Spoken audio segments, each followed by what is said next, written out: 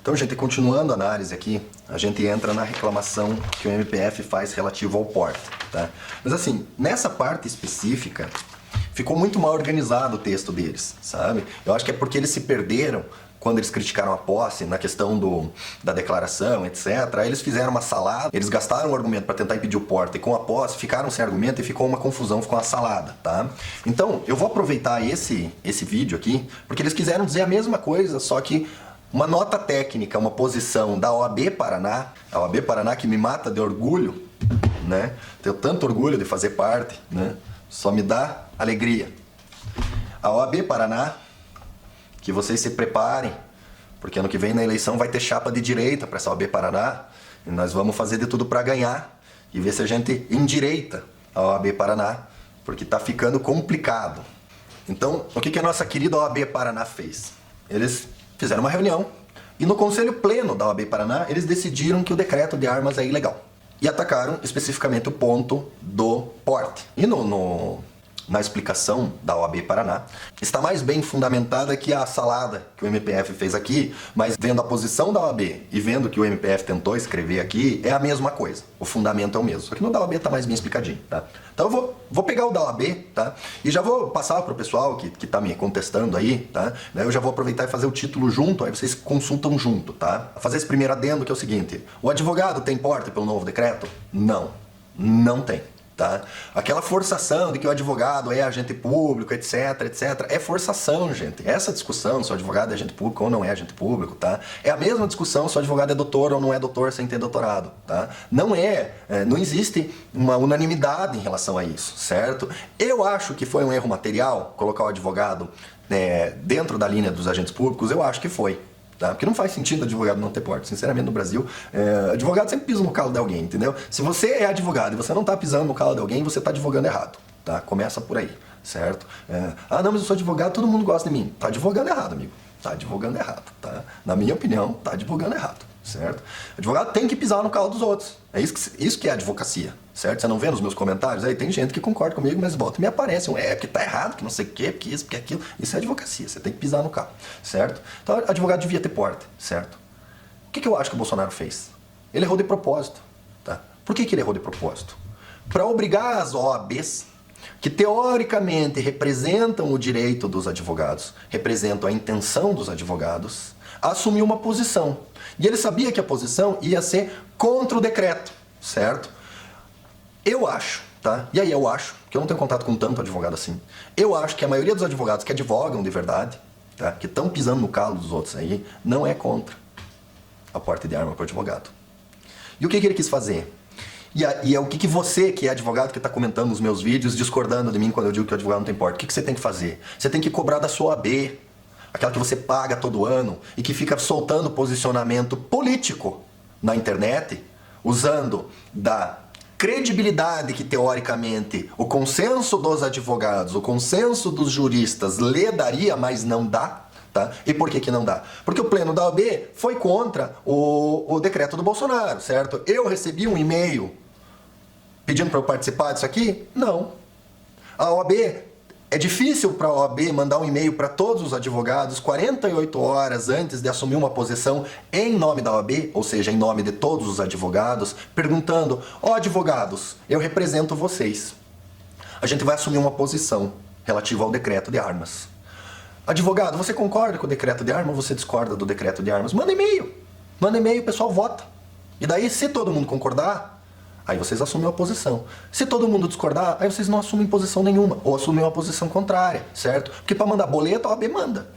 Agora, para perguntar a posição dos advogados, eles fazem uma reunião lá sem avisar ninguém, entendeu? Porque se eu tivesse comparecido nessa reunião, eles até poderiam ter chegado a essa conclusão. Mas não ia ser tão fácil, não. Porque eles marcam reunião onde todo mundo concorda, né? Os debates da OAB, que é para ver quem que concorda mais com a opção já declarada do debate, né?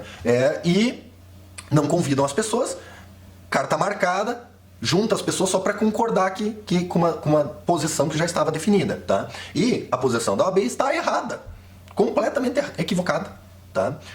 Vamos ler o que a OAB diz. De acordo com o relator, O decreto retirou a competência da Polícia Federal de autorizar o porte de arma e foi além do que diz a lei.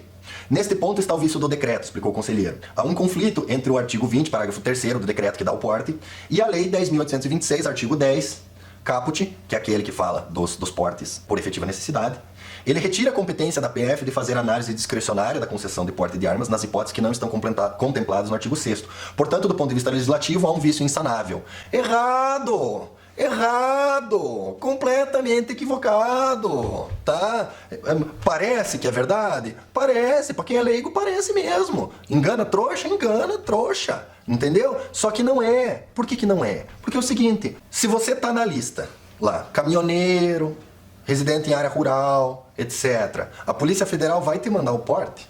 Você paga a taxa e eles te mandam o porte? Que nem manda o CRLV do carro? Eles vão mandar por correio? Não. Eu não gravei um vídeo comprido explicando a documentação que quem está dentro da lista vai ter que apresentar, que o rural vai ter que apresentar isso, vai ter que apresentar aquilo, que o caminhoneiro vai ter que apresentar isso, vai ter que apresentar aquilo, não sei quem.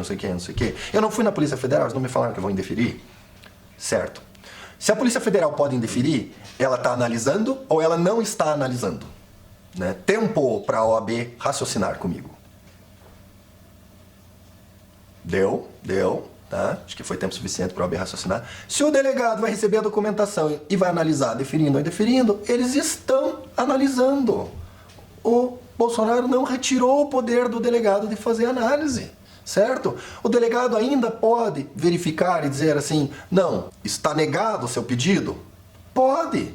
Tá? A única coisa que o delegado alterou foi a presunção juris tantum, certo? Ele colocou que quem está na lista tem presunção juris tantum de efetiva necessidade, tá? Assim, para eu passar na OAB e tirar a minha OAB, né, tirar a minha possibilidade de exercer a profissão de advogado, né, eu tive que saber isso, caiu na minha prova, certo? Se a OAB cobra na prova, presume-se que eles sabem a diferença. Qual que é a pergunta da prova? A pergunta é, qual a diferença entre presunção juris tantum e presunção iure et iure? Tá? A diferença é a seguinte, a presunção juris tantum admite prova em contrário. A presunção iure et iure não admite prova em contrário.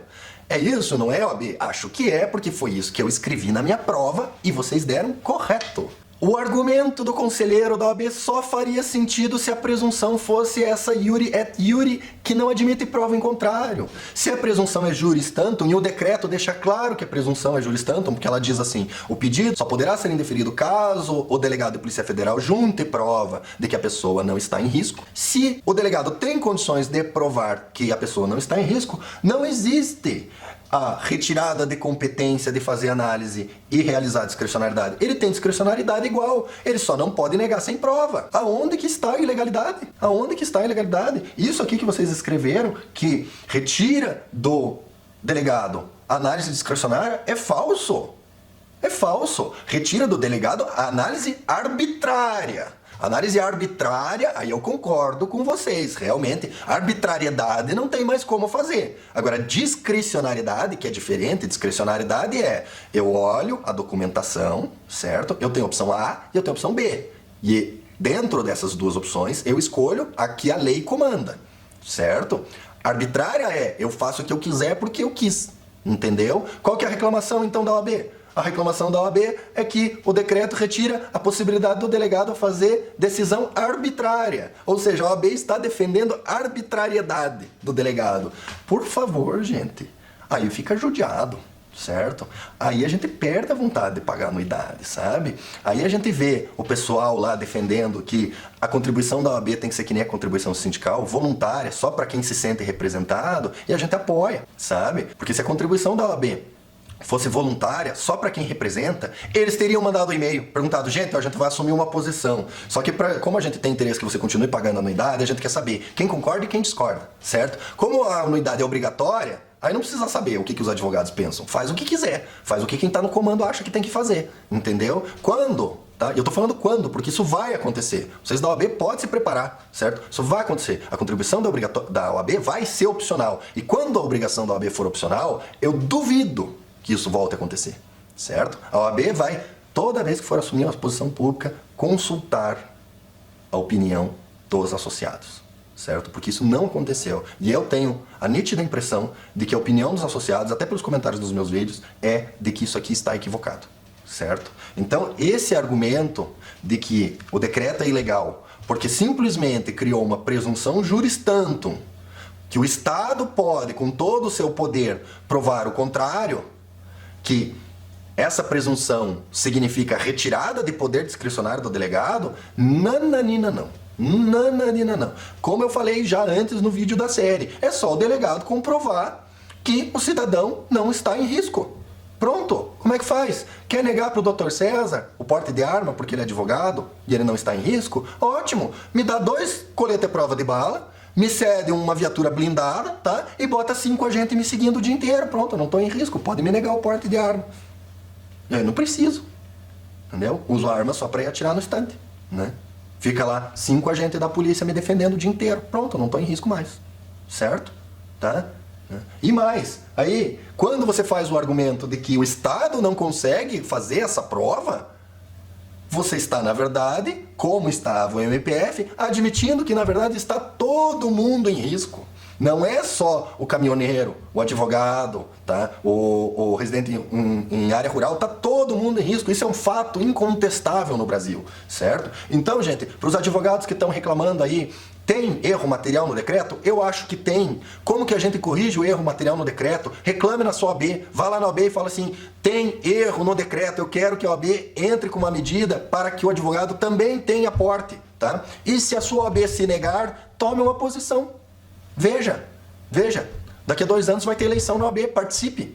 Próxima eleição, veja, pergunte para o candidato qual que é a sua posição em relação ao porte do advogado. O cara falou, advogado não tem porte, tá fora, não vote no cara.